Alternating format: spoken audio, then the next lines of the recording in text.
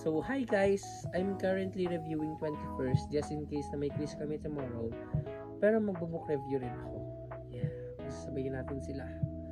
So, I'm Joaquin at ngayong araw pag-uusapan natin ng isang obra maestrang bahagi na ng ating kulturang Pilipino, ang Ibong Adarna.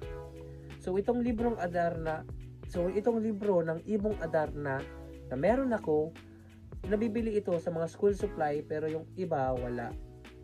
Mabilis kasi siyang maubos at paunahan talaga sa librong ito, lalong-lalo na sa mga grade 7 or incoming grade 7 na nagbabalak bumili nito. May ibang versions kasi siya, meron siyang mahaba, meron siyang maikli, meron siyang sakto lang katulad nito. So, ang Ibong Adarna ay isang epiko na puno ng mahika, pagtataksil at kabayanihan. Marami sa atin nakilala ang Ibong Adarna bilang isang kwento ng tatlong prinsipe na naghahanap ng mahiwagang ibon para mapagaling ang kanilang amang hari. Pero sa mas pinalawig na bersyon, mas komplikado at mas mapanlin lang ang kanilang paglalakbay dito sa libro na to. So, dito natin makikita ang tunay na ugali ng magkakapatid na si Don Juan, Don Pedro at Don Diego. Si Don Juan ay isang bunsong anak ni Haring Fernando at siya'y may busilak na puso at matapang. Samantalang sina Don Pedro at Don Diego ay mapanlin lang at puno ng inggit. Sa kanilang paghanap, dumaan sila sa matinding pagsubok, ngunit si Don Juan lamang ang nakatuklas ng tunay na lihim ng Ibong Adarna. So matapos nang mahuli ang Ibong Adarna, naganap ang pinakamatinding pagtataksil ng kanyang mga kapatid sa kanya. Pinugbog siya ng kanyang mga kapatid at iniwan ito sa kagubatan.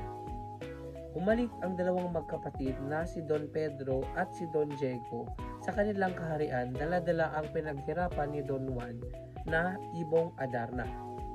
So, nang gumaling si Don Juan sa pambubugbog ng kanyang mga kapatid, ay agad itong bumalik sa kaharian at doon lamang umawit ang Ibong Adarna dahil siya ang tunay na nakakuha sa iyon.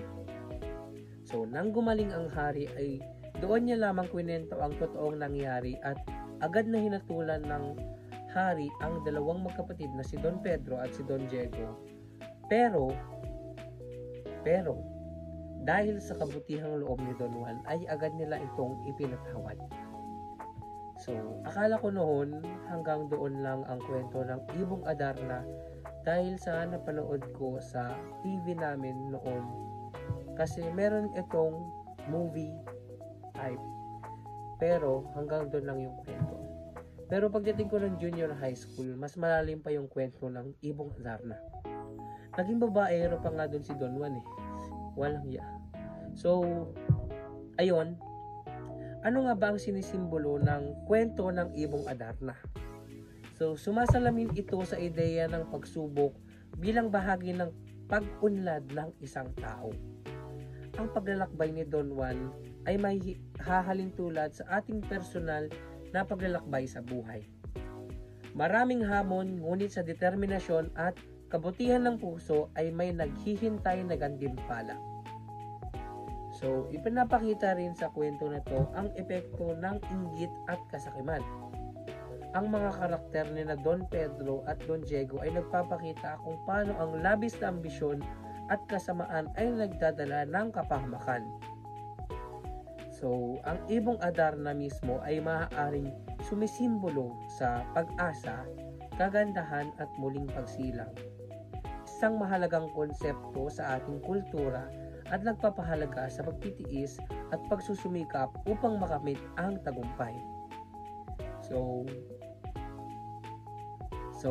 ang Ibong Adarna, ipinapakita nito ang halaga ng mga aral sa moralidad, ang katapatan, katapangan at pagpapatawad. At naging bahagi na rin ito ng ating kurikulum na nagpapalawak ng kaalaman ng mga kabataan sa ating panitikan at kasaysayan. Sa pamamagitan nito, napapanatili natin ang ating pagkakakilanlan bilang mga Pilipino. So, advantage. Pero syempre, walang perpektong libro, walang perpektong kwento.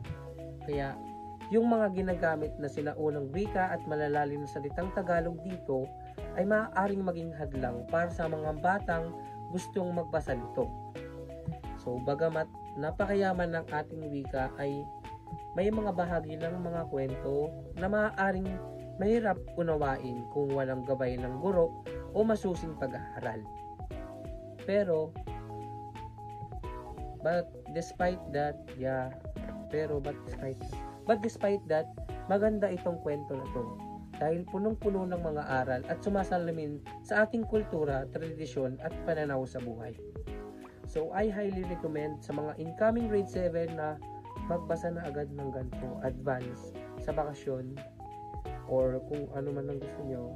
Kaya para mas maging active kayo sa recitation pagdating ng grade 7.